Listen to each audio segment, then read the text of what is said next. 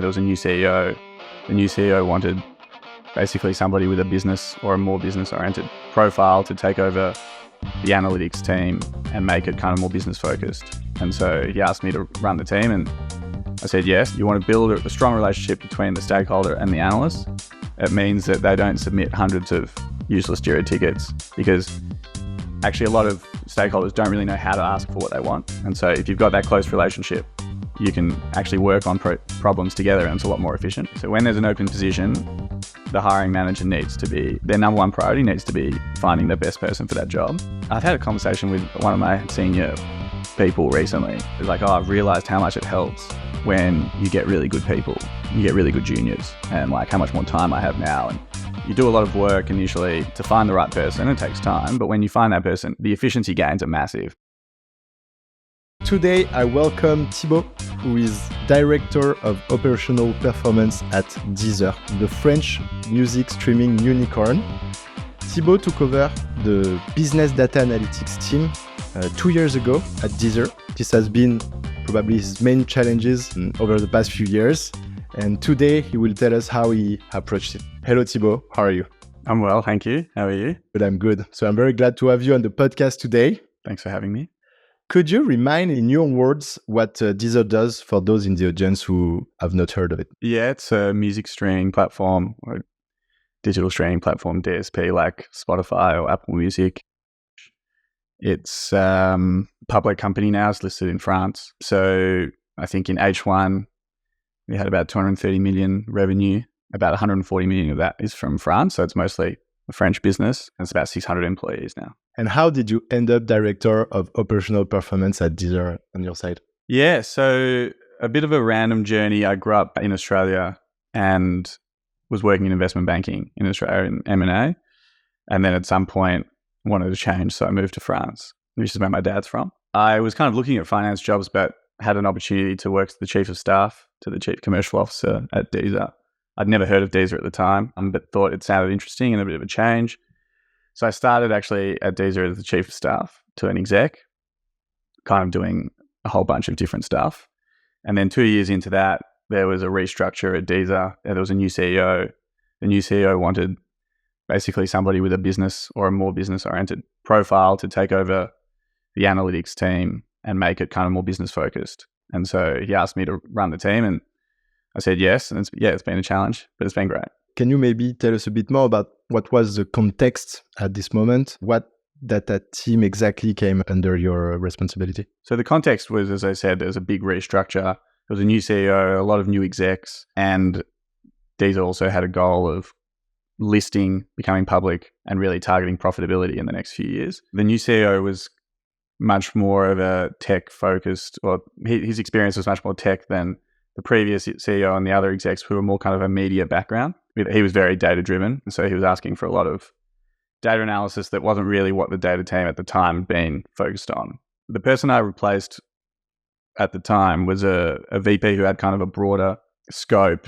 She was managing market research, user research, a team called business analytics, a team called market analytics, and data science. And they each had a head of, and then a few people in them. I think overall it was about 35 people. And so kind of at the same time as they made the change with me, they also changed that scope. So they moved market research into marketing. And then over time, actually, whilst I was running the team, we moved user research into product, and we moved data science into a more technical team, essentially. And then we repackaged the business analytics and the marketing analytics team into something kind of more of business analytics, business intelligence, very focused on performance.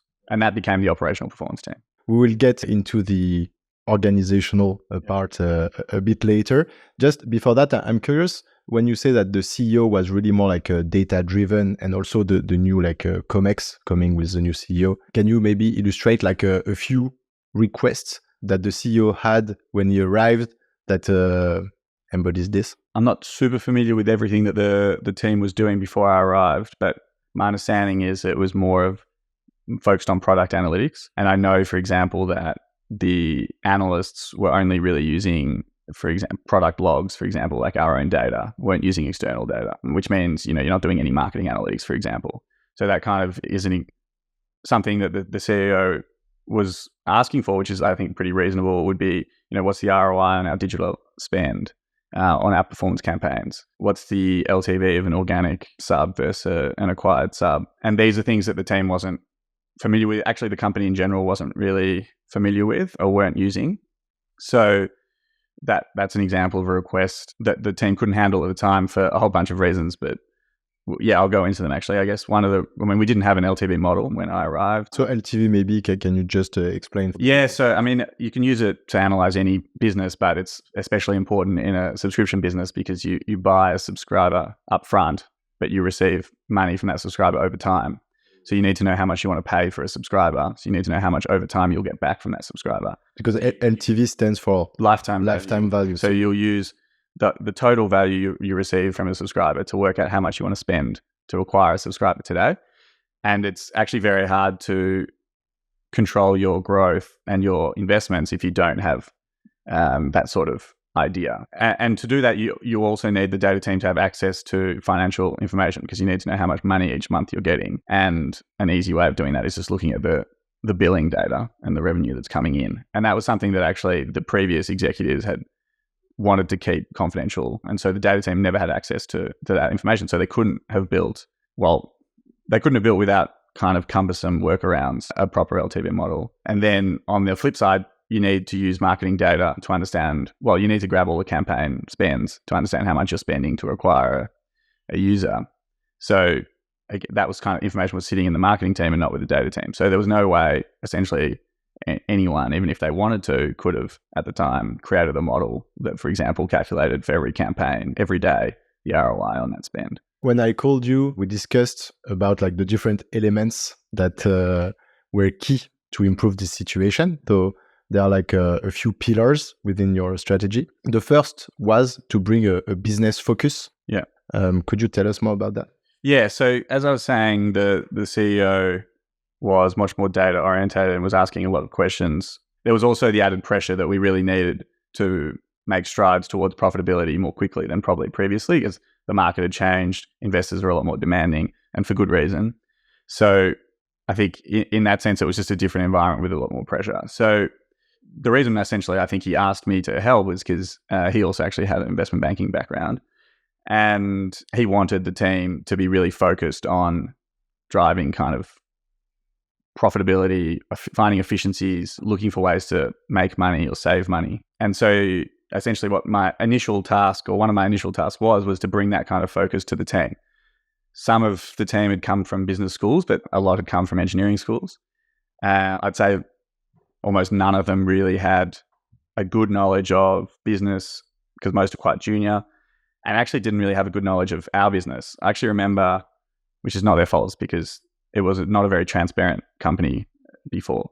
But I remember asking my team, do you think Deezer makes closer to 50 million revenue a year or 500 million revenue a year? And no one knew. So they weren't really helped. They hadn't been explained these things because it was not the culture at the time.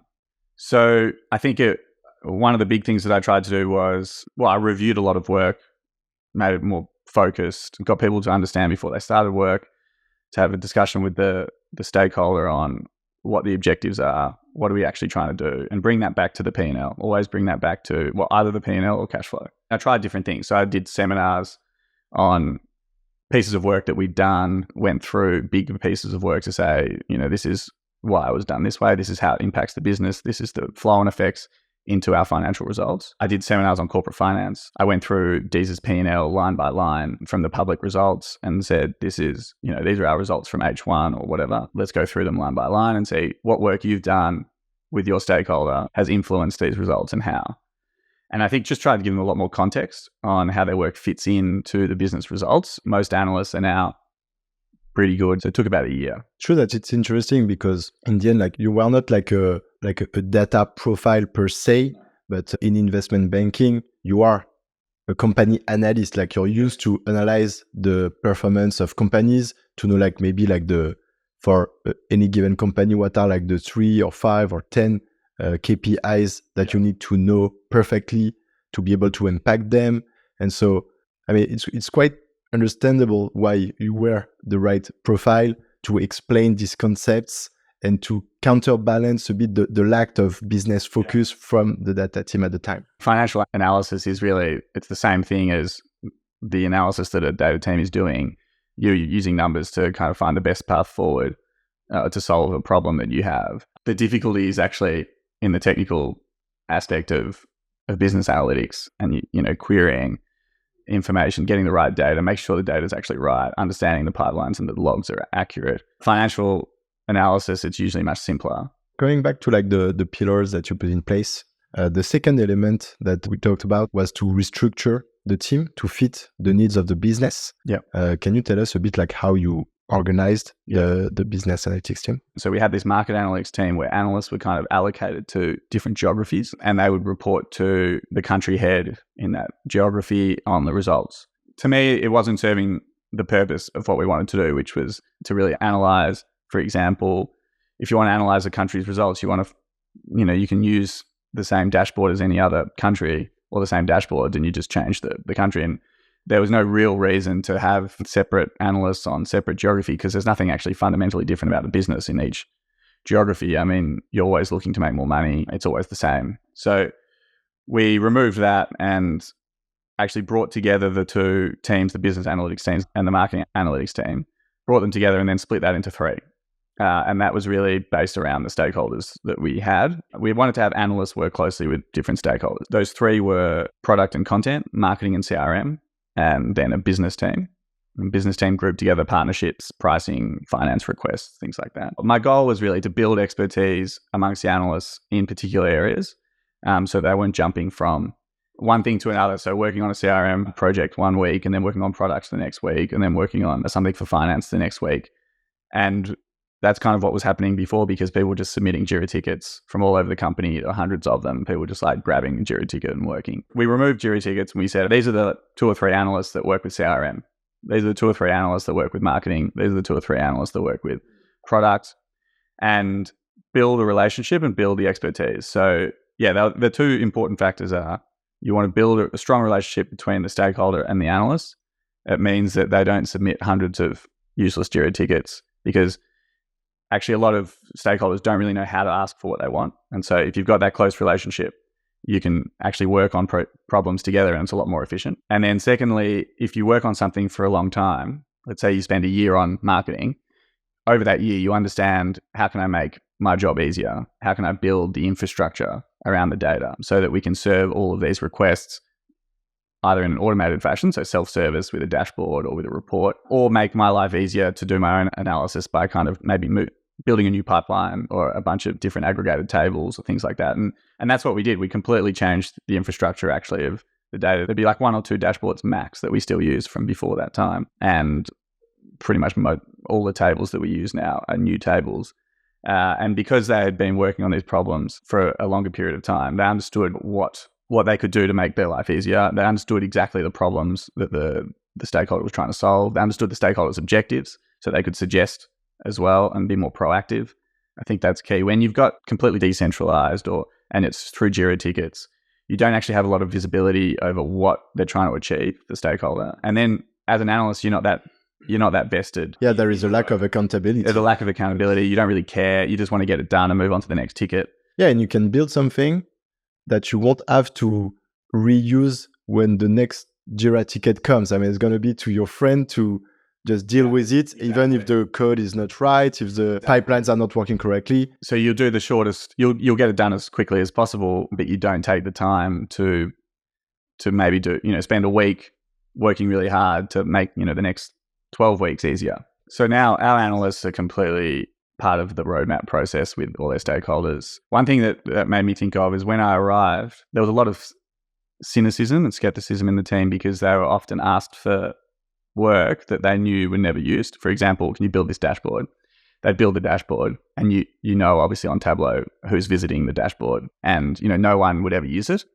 And this was happening a lot. And because really the stakeholder doesn't actually know how to build a good dashboard. So them asking for stuff is not really the right way of doing it. You need to be a team. And so when the analysts were much more in charge and were kind of like suggesting dashboards, let's say, those dashboards were much more effective, or those reports were much more effective. So let's jump to the third pillar that we identified I mean, that you identified. Actually, I'm part of Deezer now. And so it was to work like on team retention. What was the context? And then what initiatives did you implement? So when I came in, I obviously interviewed everyone in the team and spoke to them, tried to understand the vibe. And the context was basically a lot of people were not particularly happy. Pay had not changed for 2 or 3 years. This is in like a bumper market, remember. They were getting contacted by recruiters all the time. Still in 2021, it was still really hot. So we'd had like 4 data scientists leave in the 6 months before I arrived. We'd had maybe 4 analysts, and people just didn't really know. I think a lot of people were having fun at Deezer and they had friends there and it's a really like nice environment. But in terms of their career progression, they weren't really sure what was going to happen because the teams were, the data teams anyway, or the analyst teams were set up basically with analysts and a head of. And there wasn't a huge distinction between someone who had like 5 years experience or 3 years experience or 1 year experience, or was just really strong, more advanced for someone who was still learning. So there wasn't much of a distinction in pay and no distinction in title really. And the other thing that I think is dangerous is the head ofs were hired externally as head ofs. So that kind of shows people in the team that they're at the end of the journey. It's the end of their journey. There's no real path forward for them. They're not going to be progressed. And I think that's where actually my experience in M&A and professional services was really useful because it's obviously extremely structured. And you have like 2.5 years of analyst, then you become an associate for 3 years and become a VP, and then you become an MD. It depends exactly on the bank, but something like that. And your pay goes up each time. There are pay bands. You've got a particularly for your bonus, it's like between X and Y, and it depends on how good you are and things like that. And I liked that. Well, that's what I kind of grew up with. And so I wanted to implement something similar because I found it very motivating when I was in finance. That was one of the first things we did, was put in a structure where you knew that you would kind of go up and have more responsibilities as you progress and have more pay as you progress. So pretty standard stuff, to be honest. But like we have now a junior analyst role, which is either straight out of university or 1 or 2 years experience. We have a senior analyst, which is after 1 year or 2 years, and you tend to manage an intern. And then a lead, where you'll be, for example, the lead of CRM. You've got a couple people under you and you're really training to be a head of, where you might have multiple functions under you. And then the head of function, they might have marketing and CRM, and they'll take on a lot of kind of additional responsibility, management responsibility, things like that. And then there's me. So that I think helped a lot, because even before you talk about pay, I think having additional responsibility as you grow just gives you a logic to coming in and trying hard. Particularly if we're not strict on after 1 year you're automatically promoted. After 2 years you're not automatically promoted. You need to demonstrate that you're ready. You need to do well. And I think when you see that someone who's maybe got less experience but is really strong gets promoted ahead of people with more experience, you say, okay, well, the harder I work, the better I do, the more I'll get rewarded. It's meritocratic. It's meritocratic. And we did the same thing with pay. So we've now got transparent pay bands for each of those titles. So you'll be between X and Y for each of them. Everyone knows what X and Y are. And then, where you are between X and Y, obviously that's confidential, but that's a reflection of your performance. And there can be actually quite big differences, like 30% or something between people, maybe more at the higher end, but yeah. Actually, it's funny because I come from consulting as well.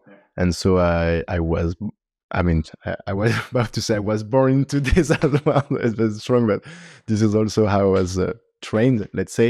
And it's true that from the outside, when I talk with people that are outside of this type of professional services, like you say, it can seem a bit like aggressive, but in the end, and it creates also like more like attainable objectives in terms of career, which is not the case if you're just like have a big pool and saying like, okay, just work hard, but for the like a professional ethic of it. That's exactly right. And it's not, I want to be clear, I don't feel any competition between analysts. I like that everyone gets along really well and they have different objectives. We have some people who don't want to work as hard, and that's totally fine, and they might just get promoted a bit slower, but they're okay with that. The key is if you're really good, you want to be rewarded. I think people are looking for, there's kind of 4 things I think everyone's kind of looking for, particularly when you're more junior, but all the way through. I think you want to have fun at the office, which is the number 1. I think you want to be learning, which is number 2. I think you want to be learning and developing. So, you feel like you're getting better. You know stuff today that you didn't know yesterday. You can do more today than you could do yesterday. You want to be getting paid, fairly versus the market, fairly versus your peers based on your efforts and performance, and paid and recognized. So you want to get promoted if you feel like you should get promoted ahead of somebody else. You want to know why you didn't and why you did. All right. So let's move to the last pillar of your strategy, which was like a focus on recruitment. So can you tell us a bit like also what was the context when you took over the team and what did you put in place? Again, this is where I was really influenced by my background, where recruitment was extremely serious. And it was always drilled into us that recruitment is the most important part of your job. And I think it has to be. So when there's an open position, the hiring manager needs to be, their number one priority needs to be finding the best person for that job. And that wasn't the case when I arrived. Everyone had a lot of work on. There was no real pressure on them not much help from senior people to kind of help find someone. And basically, at the end of having done all their work, they would be like, now I need to kind of go and review these candidates, or I have to go do this interview and things like that. And it wasn't seen as a priority by them because it wasn't seen as a priority by the kind of leaders either. So I think that's one thing that we changed. How did you change that? This is like a change in mindset. It's a change in mindset. So you have to be strict, every day.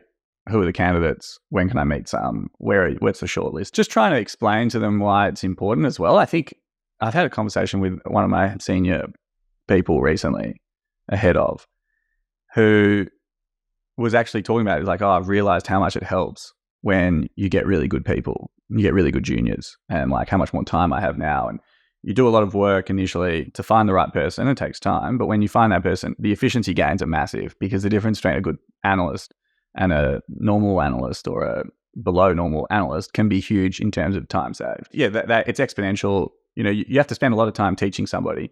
And if they learn twice as quickly, and it is exponential, so it becomes quicker and quicker, then you're just spending a lot less time with them. They also bring ideas, fresh ideas that, help the business as well. So, it was a mind shift change, but people responded to it pretty quickly. I think once you said, no, this is your priority, I think it makes sense. We did look into the process as well. So I think, I don't really know exactly how it was working. It was a bit random. There was an SQL case study, but I know not even everyone did it. And it wasn't that thorough. So what we did was we basically did quite a thorough case study in person, 2 hours. So you'd have your normal conversation with HR, you'd have your normal conversation with the hiring manager, the initial one.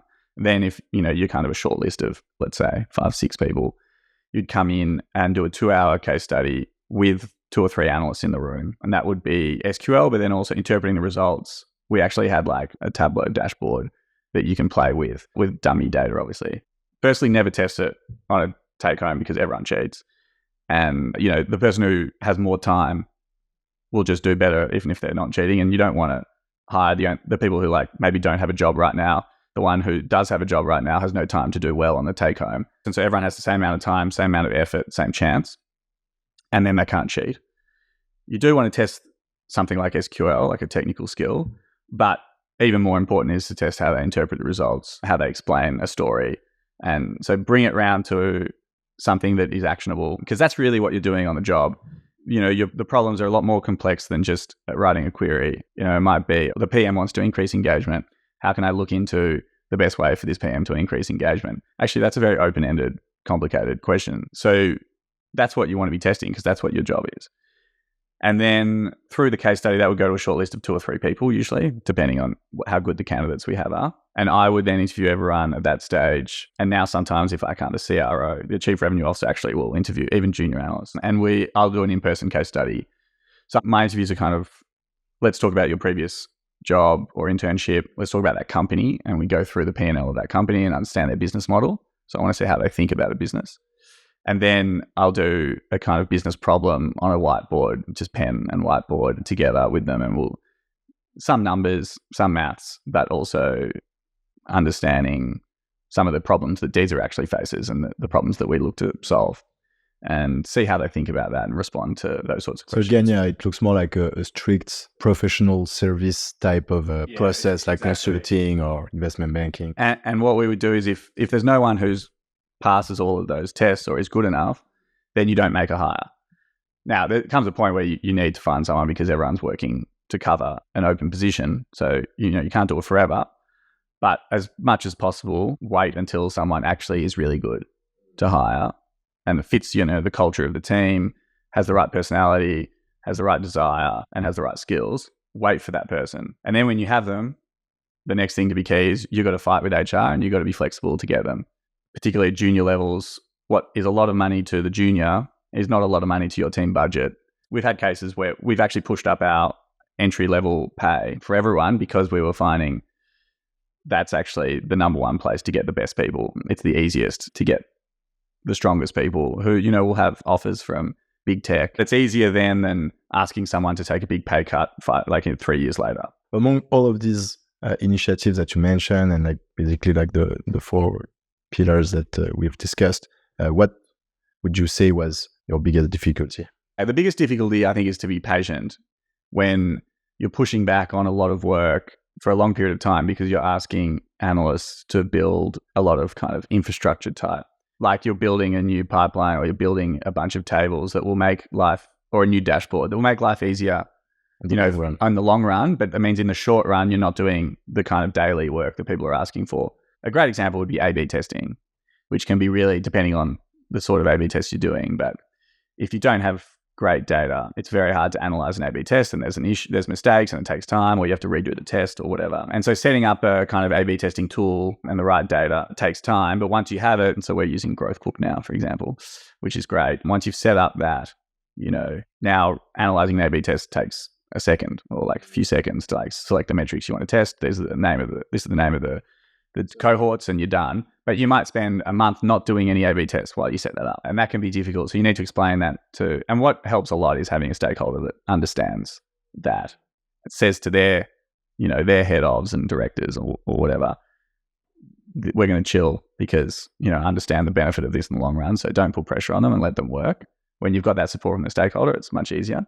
But that's the biggest challenge, I think. So do you have any maybe last advice for someone who would be facing the same type of challenge? I think if you start running a 25-person data team with no data experience, I think talk to your team as much as possible and learn as quickly as possible what their work is, how they do it, understand exactly what an analyst is getting up to, learn SQL as quickly as possible. And then I think the other thing is to ask for help, not just from them, but other senior people in the company, and then speak to people from other companies. So I spoke to lots of VPs of data at other companies and read a lot as well, like blogs. I think some companies are Duolingo is great for product analytics. Netflix, DoorDash, a few companies are really great for marketing analytics. Google has lots of great material for marketing analytics. Just learn as much as you can, as quickly as you can, by asking lots of questions and speaking to people. What's next for the business data analytics team at Deezer? From a management perspective, I think my main goal is to continue developing some of my stronger and more experienced analysts into kind of leaders. So finding people more management experience, more confidence with stakeholders, and then whether it's at Deezer internally or it's externally, developing into directors or head ofs or VPs. I think we've actually built quite a bit of seniority in the team now. So that's kind of at a point where I want to develop people into that next step. And I think, have the strongest kind of senior analysts that we can have. And then, some will have to leave, obviously, and some will stay and be promoted. But that kind of developing people into kind of leaders. And part of that is also trying to help them broaden their skill set from just being a really strong analyst to being a strong manager, but also then, what you need at kind of a director VP level is that holistic view of a business. So developing that part of their skills as well. I think that's my main challenge, which is hard at the moment because the market is dry and people aren't leaving. We haven't had a resignation for a year and a half or something. So obviously when no one's leaving, there's less opportunities for junior people to step up. So you kind of need to find a way of continuing to motivate them and develop them. Do you have a resource to recommend to the audience? So you've mentioned a few earlier, so maybe can you tell us more about one and explain why you like it or something like that? I think you can find blog posts by other big tech companies or mid-sized tech companies. Like DoorDash does really sophisticated channel attribution, budget allocation between channels. There's heaps of stuff on LTV versus customer acquisition cost and things like that. What do you like most about data? The best thing is that you work with every stakeholder in the business. So wherever you can improve the performance of the company, you will help. And it means you get a really thorough understanding of the business. So in my case, I'll be confronted with problems about the product, about our content, editorial content versus algorithmic content, for example, our label negotiations, our partnership contracts, but also, the standard B2C stuff like marketing and CRM. So you cover every aspect of the business. And so you start to learn a lot more than maybe if you're just working in one of those teams. You get that holistic view, which I think is great as you progress, depending on what you want to do. But if you want like a more general management role, then I think it's really good training. So that's probably what I like most about my job. What made you progress the most? I think joining as many meetings as possible initially and reviewing pretty much every piece of work that my team did, asking lots of questions, understanding why things were done a certain way by asking. And then one thing I think that helps a lot is drawing maps. If you're coming from, I'm assuming you're coming from like my position where you kind of knew nothing. For example, if you can draw a map that goes from an outdoor brand campaign out of home through to clicking on an ad impression or an ad click online, whether it's web or mobile, through to the first payment in your business, so receiving the cash. If you know every step between there that can happen between those points, how every impression is recorded, how every click is recorded, how much money was spent for that click, how's that recorded, that money, and then how's that grouped together, what tables are built then or produced from that information, what is using external data, what's like an internal log, how are you linking between, using a URL or using a unique ID, all of these things. I think if you can just try and understand every step and then you'll really know your business well. And last, what was the best advice someone ever gave you? People have told me this a lot of times actually, but really no one knows what they're doing, I think is really good advice. Like, don't think that everyone else is an expert, because no one is an expert. Some people can just talk a bit better than others and have a bit more experience than others.